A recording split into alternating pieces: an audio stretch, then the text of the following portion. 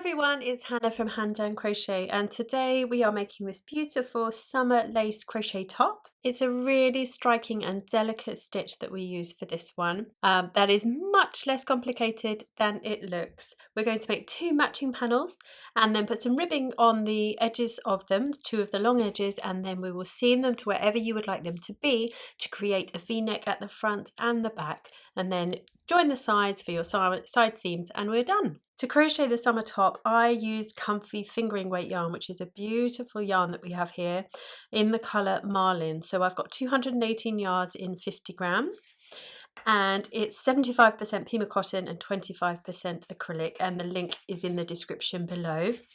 Then you're going to need a 3.5mm crochet hook, or the hook that meets the gauge, a needle for your ends, a pair of scissors, and some stitch markers too. The pattern is available in adult sizes, extra small through to 5XL, and again in the description below I'll put all the links for all of the things, including where you can find the pattern. Now the lace stitch that we're going to use for this top is quite tricky to see in this fingering weight yarn, so I'm going to use some worsted weight yarn here to show you an example of the stitch, because it's the same for the lace panel for the top all over, and this is the worsted version of the comfy, so it comes in fingering weight, sport weight, and worsted weight in all these beautiful colours. So let's get going. Okay, so now because I'm using this thicker worsted weight yarn, I am going up a hook size. I'm going to a 4.5mm crochet hook, but you work with the one that matches the gauge for you in this fingering weight yarn that we're actually using for the design. Now, as I said, the top is made from two rectangles of the lace,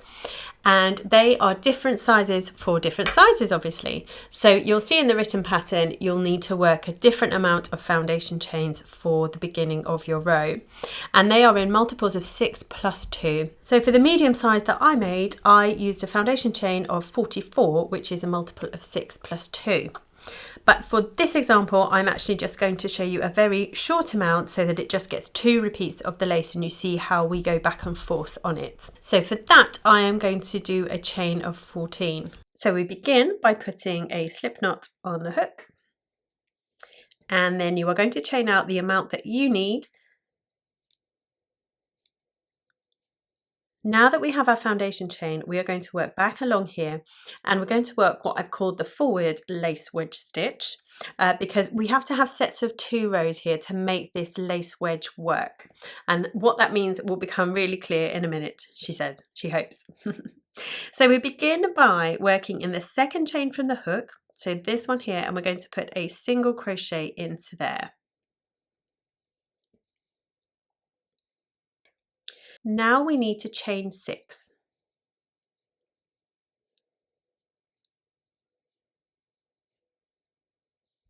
And what we're going to now do is work back into that chain 6 and create the first side of one of our wedge stitches. So in the second chain from the hook, we're going to work a single crochet. And then we're going to chain 1. We're going to skip the next chain, and then into the next one we will work a double crochet. So yarn over, pop it in, yarn over, pull through, yarn over, pull through 2, yarn over, pull through 2. Then we chain 1, and then we skip the next stitch, which is a chain here, and then into this last chain, before we get to that single crochet that we just made, in this last chain we're going to do a really tall stitch. We're going to do a double treble stitch, which means we go 1, 2, 3 yarn overs, and then into that last chain there, yarn over and pull through, and then you're going to yarn over and pull through 2, yarn over and pull through 2, yarn over, pull through 2, and yarn over and pull through 2. So that makes that lovely long elegant stitch there for us. Then what we need to do is go back to our foundation chain, and we're going to skip 5. So we've worked into this one here, and then we're going to skip 1, 2, 3, 4, and 5, and then into the next chain we're going to work a single crochet. So this one here gets a single crochet. And then what we'll do is repeat that process that we just did here. So we're going to chain 6,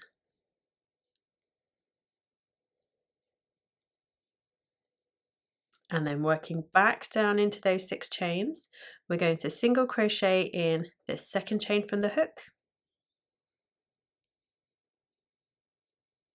We're going to chain 1, we're going to skip the next chain and then work a double crochet into the next one.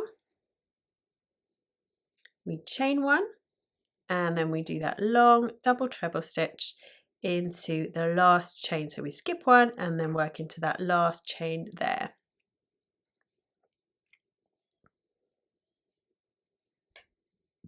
And then we skip the next 5. So we have 1, 2, 3, 4 and 5 from our foundation chain. And then we have 1 chain left, and into that chain we are going to work a single crochet. Now obviously yours will be longer than this, and so what you'll carry on doing is just repeating that until you run out of chains, and that will create the width that we need. Then once you get to the end of that row, we're going to turn and we are going to chain 5 to begin.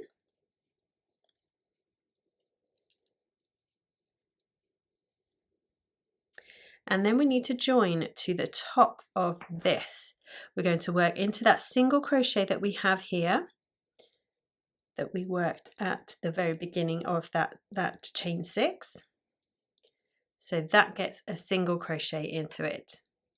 And then we need to work back along this chain here. So we have 5 stitches to look at here. We have where we have the single crochet, a chain 1, where we have the double crochet, a chain 1, and then where we have the double treble here. And what we're going to do is just mirror that exactly. So we work a single crochet into that first one, we chain 1 and we skip the next one. We work a double crochet into the same place where the double crochet is. We chain 1, we skip 1, and then we work that long double treble stitch into the same place that the other double treble is. So it literally is a mirror of what you have just done. And that is what that should look like. And then we skip all of these and go straight to that single crochet from the next set of the wedge stitch. And that single crochet gets a single crochet. And then working back down this side, we are exactly the same. So it's of note then that we repeat this all the way across, and it's only this last one that is slightly different that I'll show you now. We're going to work as we have there before. We're going to single crochet into this first one here, chain 1, skip the next, double crochet into where the double crochet is, chain 1, and then it's just here at the very end we have where we have the double treble stitch, and then where we have that single crochet there at the end. What we're going to do is work a double treble stitch 2 together over those 2 stitches. That sounds like a right mouthful, but this is what that looks like. We yarn over 3 times and then we go into where that double treble is.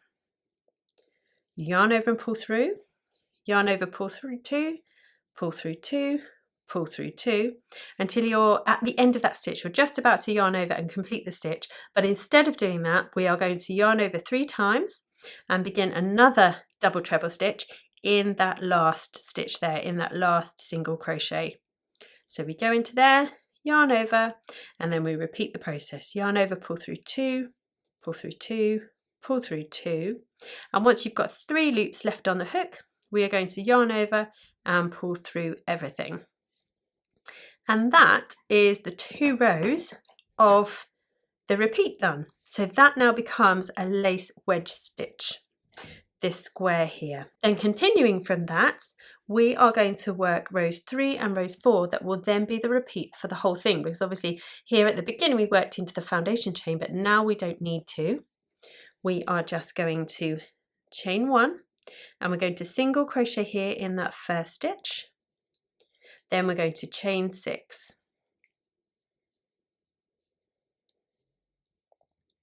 Then working in the second chain from the hook, we single crochet, we chain 1, we skip the next chain and then double crochet in the next chain.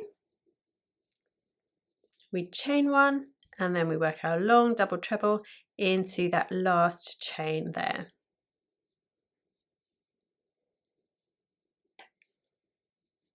And then here, of course, we're now not working into the foundation chain, we are looking at stitches. So we're going to skip 5, so 1, 2, 3, 4 and 5, and then we're going to single crochet into this next one, which is actually the long double treble stitch of the row before.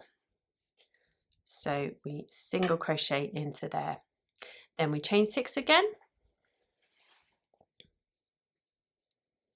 then we single crochet into the second chain again, chain 1, skip 1, double crochet into the next one, chain 1, skip 1, and then our long double treble stitch into that last chain. And then I've already arrived at the end, but obviously you won't have done. But you're going to then, in your last repeat of it, do a single crochet into the last stitch of the row, which is actually a chain, the last chain of this repeat here, and the chain 5 that we made. And so that's row 3 complete. Now we turn, we chain 5, and then we're going to look for that single crochet that we have at the top of this wedge here, and we work a single crochet into that, and then we work back along here as we did on the repeat on row 2. We're going to work a single crochet in that first one, chain 1, skip 1, a double crochet level with this double crochet we have here, chain 1, skip 1, and then a double treble into that last stitch there where the double treble is from the row below.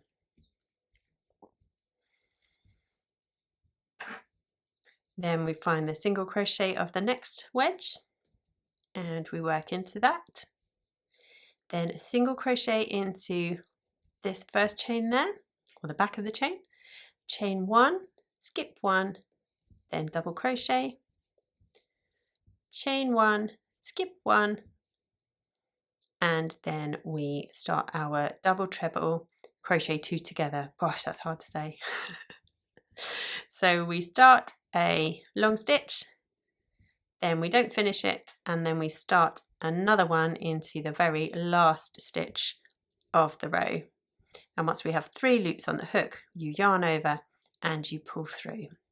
And that is all there is to it. We repeat rows 3 and 4 for as many times as the pattern tells us to. So if you go ahead and work as many repeats as the pattern tells you to, or as many repeats as the length you would like it to be, and then meet me back here and I will show you what we do next. Right, so once you have repeated the amount of rows that you need to get your top the length you want it to be, we are ready to put this neckband ribbing on, and that works along this long side, working along the sides of the stitches all the way along the top, and then we turn back and forth in rows to get that the depth we would like it.